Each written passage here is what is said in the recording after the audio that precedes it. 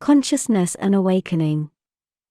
Hello again, my friends. Thank you for being here with me once more.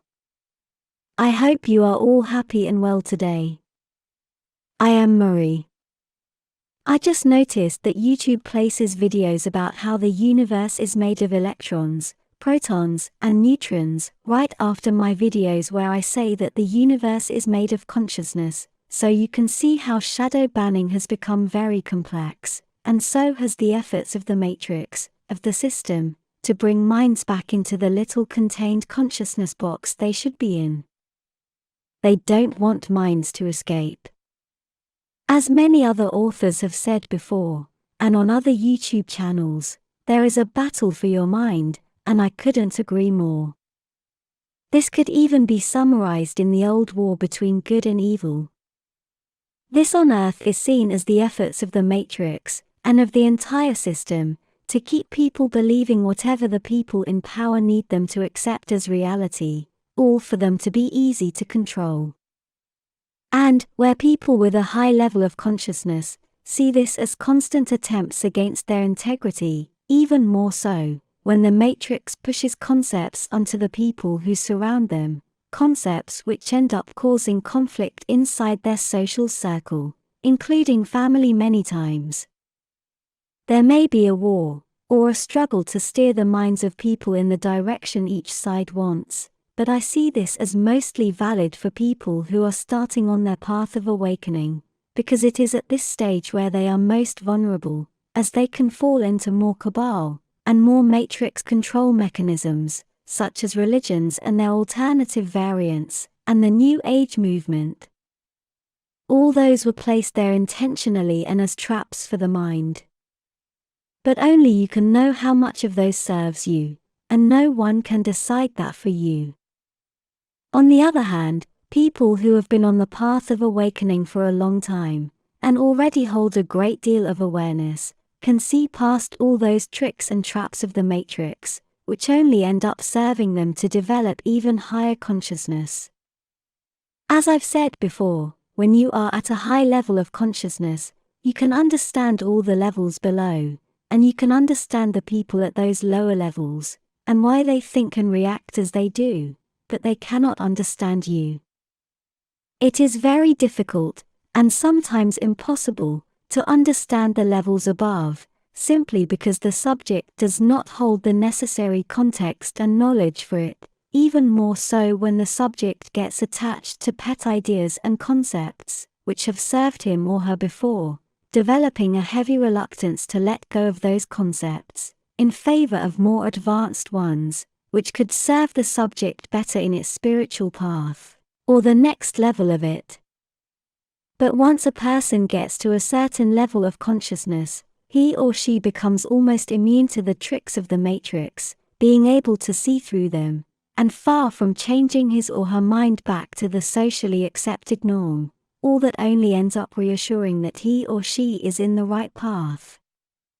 I don't like the term, awakened people, or awakening, because people are not asleep, each person is at his or her own level of awareness, and those terms have also been hijacked by other political movements and agendas.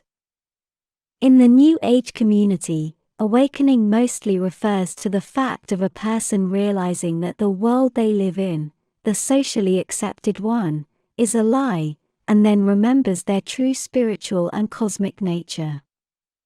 But I insist that there is no true, ultimate reality, as it can only be relative to each person, to each point of attention of Source itself.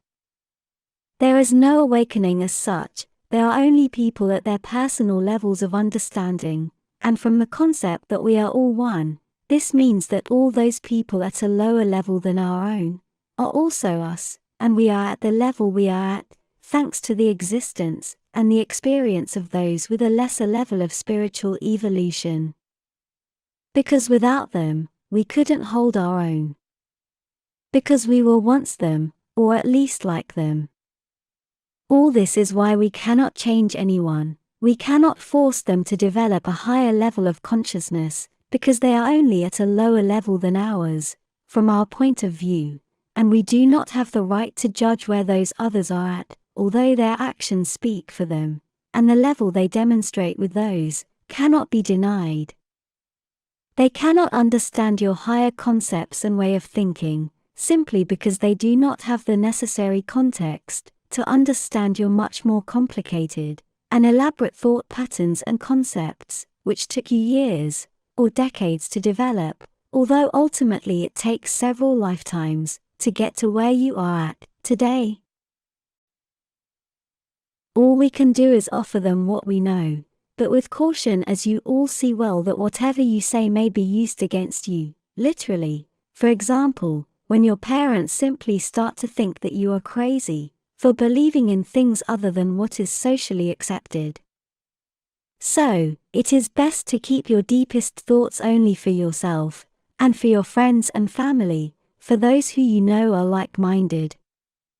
I guess this sharing what I know here on this YouTube channel is part of only offering, and not imposing anything, as I only place it here, for it to be useful for whoever has eyes to see.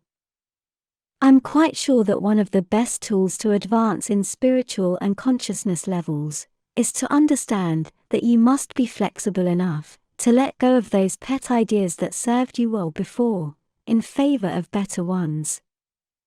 But those better ones can only be better from your point of view, because you decide they are, because no one can decide for you at what level of spiritual and consciousness growth you are at. And you must always be flexible enough to understand that although many things may be incomprehensible, or may even sound crazy and far-fetched, they may simply be facts that are still out of your comprehension, and you need more context to realize where they are coming from.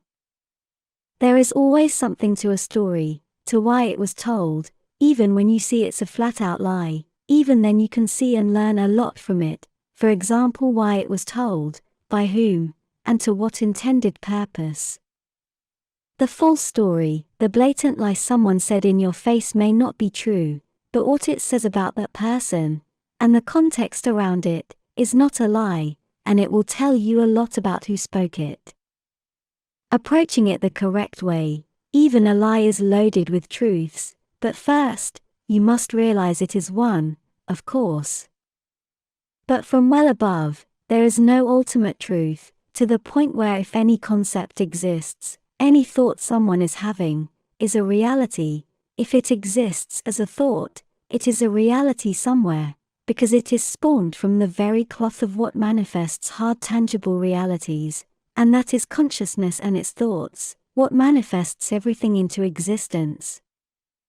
And this includes all the electrons, neutrons, and protons. Science tells you that are the true building blocks of hard reality, of matter. And from the point of view of earth science and the level it is at, it's the truth, those indeed are the true base blocks of matter. Of their concept of matter, not of mine. But science on earth cannot go further, and cannot go as far as to say that all those particles are being manifested as crests in standing waves, in the vibrational gravity soup of consciousness. All those particles are nothing more than ideas in the greater mind of the universe, and that mind is yours, because that is what you are. You are the universe, you are Source itself, and not only a holographic fragment of it, you are it, complete, and all you must do is remember who you are, and you must remember who you are because you chose to forget, to later play remembering. You are not a mistake, and you are not the product of chance. Embrace your greatness, and remember we are truly all one. We are Source, you are Source. Thank you for watching my video, and for liking, sharing, and subscribing. I appreciate it a lot. I am more in a contemplative state today. Take care, my friends. I send you a big hug. With much love, your friend, Mari Swaruu.